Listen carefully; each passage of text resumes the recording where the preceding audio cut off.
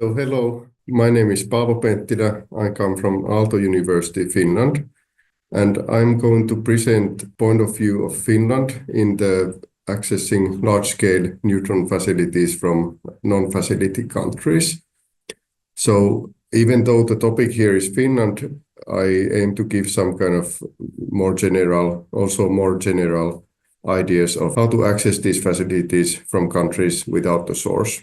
So Finland is a country in the Northern Europe, and we have about 5.6 million people. We are part of the European Union since 1995. We have multiple universities, actually quite many compared to the size of the population. And we use about 3% of our GDP for research and development. So this percentage is similar to countries like the UK or Germany. Our country has a lot of forest resources, and that's actually related to my own research. And in addition to that, we have also a lot of technological innovations. So we have a lot of research in Finland, but if we look at the map of the synchrotron facilities or neutron facilities in Europe, Finland has no such facility. So where do the Finnish users then access these large-scale photon and neutron facilities? Well, we have been part of the ESRF since 1987 through this NordSync consortium. So we can access beam time at ESRF through this.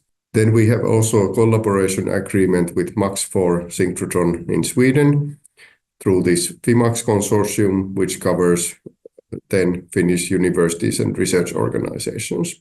So we have connections, like official connections to synchrotron facilities in Europe, but Finland is not a member of any neutron facility. So when it comes to the use of neutrons, we don't have a facility of our own, and we are also not a member of any international facility. I mentioned here that the Finnish Synchrotron Radiation User Organization, FSRUO, represents the Finnish synchrotron and neutron and also free-electron laser users. So this is the organization that then has contact to the decision makers and coordinates these memberships. So I said we don't have a neutron facility, but we have a neutron user community. At least there are several individual neutron users or research groups that utilize neutrons in Finland, and those represent different institutions and different geographical parts of Finland. There are also some expatriates who have moved abroad from Finland, at least partially, to be able to use neutrons. And all these researchers, they represent quite a wide range of research topics. So they are soft matter polymers, lignocellulosics, which use scattering methods, for instance, then proteins, and some material science applications. So we have a lot of neutron users in Finland. My personal background, maybe it's now time for me to explain a bit about my personal background. So I did my PhD at the University of Helsinki, working with cellulosic materials, with using or characterizing them with X-ray and neutron scattering. I did a postdoc at Kyoto University and later at the Institut Laue-Langevin in France, which is one of the major neutron institutes in Europe. And since 2018, I have been at Aalto University. I'm currently an academic research fellow and leading a research group which uses X-ray and neutron scattering to analyze bio-based materials, and in particular wood and lignocelluloses. I have also been a user of X-rays and neutrons since already about 15 years.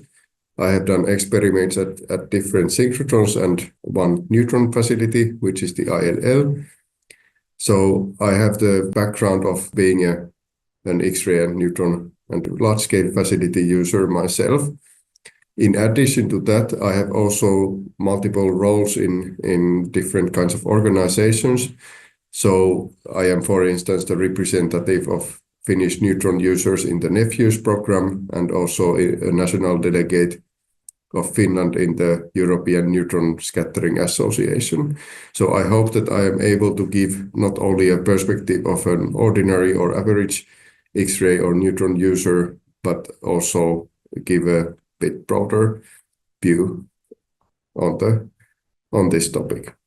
So I am going to present two cases about accessing neutrons from Finland. The first one is related to my own research. It's already from 2020, related to sun's experiments at the ILL. And then the second case is a project where I'm involved as a collaborator, and that's a more recent one. So a few words about the access policy of the ILL to non-members. So, of course, those countries that are associate countries or member countries of the ILL, they can access or apply for access to the ILL through this standard proposal route. But that route is not open to the non-member countries. And there is this kind of so-called two-thirds rule that if someone from a non-member country applies through the standard proposal, they can submit the application, but it will only be guaranteed a chance of acceptance if it's in a collaboration that includes at least two-thirds of proposers coming from one of the associate or scientific member countries of the ILL. That means that if I'm the only applicant from a non-member country, then I would need at least two other applicants in the same proposal who are from a member country. So how to get then around this two-thirds rule? Well, the obvious way is to find collaborators in an associate or a member country. So you find people who are working around the same topic, or people with whom you might be already collaborating, and then they will be also applicants in the proposal. One thing you need to note here is that the ILL employees do not count. So those collaborators need to be from outside of the ILL. The other way here, instead of applying for the standard proposal, you can apply for something called DDT, Director's Discretionary Time. So among all the different application routes offered by the ILL, this is the only one that is open to anyone, basically. So the applicant doesn't need to come from a member country. What does it mean? Well, this Director's Discretionary Time represents 5% of the total beam time offered by the ILL. And it is mainly meant for projects that are urgent and very important. And what is relevant here to us is that the thirds rule does not apply. So anybody can apply. So I present here the first case, and this is related to my own postdoc project, which was funded by the Research Council of Finland from 2018 to 2021 at Aalto University. And already in the research plan, we had planned sun's experiments at the ILL. And we submitted a standard proposal as a non-member in February 2019. As I had been before at the ILL as a postdoc, I was already in contact with my former supervisor there, and I got some hints for the application. So in the beam time proposal, I mentioned the relevance of the research topic to Finland as a country, that the research project was funded by the Research Council of Finland, and the beam time was part of this project, and that I personally had been to the ILL as a postdoc before. And maybe most importantly, that the proposed research fits to the PHIL 2030 project. So this PHIL 2030 was a project of the ILL which aimed to attract new user countries to the ILL. So this actually was quite important. Then the results came in May 2019. I didn't get the beam time, but there was a comment saying that please ask for DDT time within the Phil 2030 access. So then I did that. I filled the DDT form, which is just a doc file at the ILL webpage. I submitted it by email to the director of the ILL. And 1 week later, I got the email saying that my proposal was transformed to a DDT proposal through the Phil 2030 program. So I got 2 days of beam time at the D11. So I think this was largely because of that there happened to be this Phil 2030 program at that time, and I was able to benefit from that.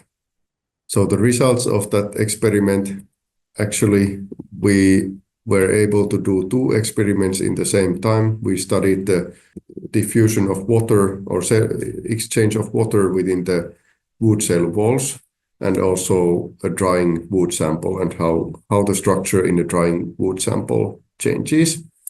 So this led to 2 publications in the journal Cellulose, which is quite a high-quality journal in the field of wood and cellulose, and 1/4 of the doctoral thesis. The second case is a collaboration. I'm not going to tell too many details about it because I am involved only as a collaborator, and this is an ongoing research.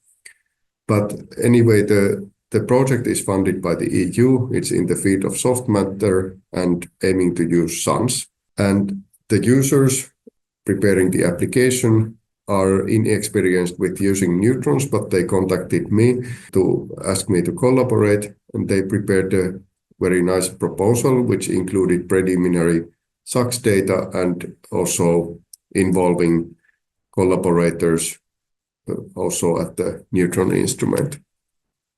So they were well prepared. They submitted a standard proposal to the ICES neutron and muon source in the UK, and the result was that they got the beam time. So with this example, I want to show that you should also consider other neutron facilities. So you don't need to, unless your experiment really requires it, you do not need to try to access the most competitive instruments or beamlines. Then, of course, one aspect of accessing large-scale facilities from a non-facility country, there are some issues or challenges related to that. So you need to have enough funding to bring enough people to the experiment, so that will cost money. It may be also that your country might not have that much technical expertise on the methods, or you yourself are new to these methods. So for these challenges, I would say that NEPHEWS is a very nice opportunity or possibility to utilize. And it's not the only program, so there are also other programs like this remade at ARI, which is for recyclable materials.